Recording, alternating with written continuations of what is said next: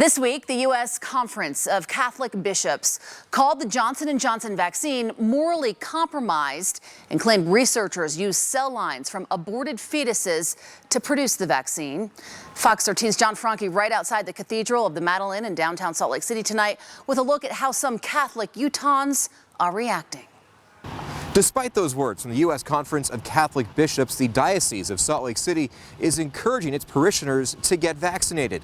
But for some Catholics, this represents a very difficult issue of conscience.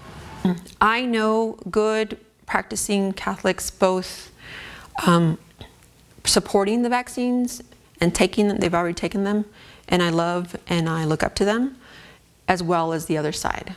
Ruth Lowe is Catholic and pro-life. What is abortion? It's never been permissible in the Catholic Church under any circumstances. Her concern with the COVID-19 vaccines is their development, specifically the use of aborted fetuses. Who doesn't want to be without masks or, go back to life as normal, usual? I want to support those small businesses. I want everyone to thrive. With that, I'm like, the ends never justifies the means. Looking back at all the historical horrific events, it's never been justified. On their website, the Diocese of Salt Lake City said they promote and encourage COVID-19 vaccinations.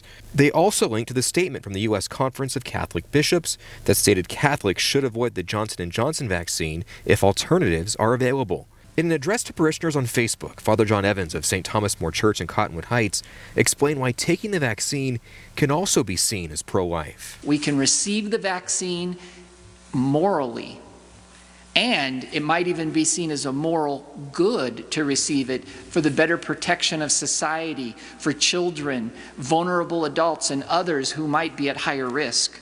In an email sent to Johnson & Johnson's corporate office, I asked if stem cells from aborted fetuses were used in the vaccine development. The response did not specifically answer that question. It said in part, quote, "We have held ourselves to the highest bioethical standards and guidelines. Our single-shot COVID-19 vaccine uses an inactivated non-infective adenovirus vector similar to a cold virus that coats with the coronavirus spike protein, and there is no fetal tissue in the vaccine."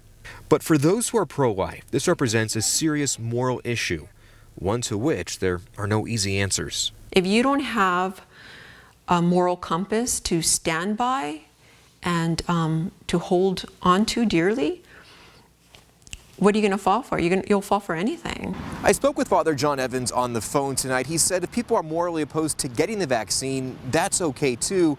There will be no judgment for anybody on either side. In Salt Lake City, John Franke, Fox 13 News, Utah.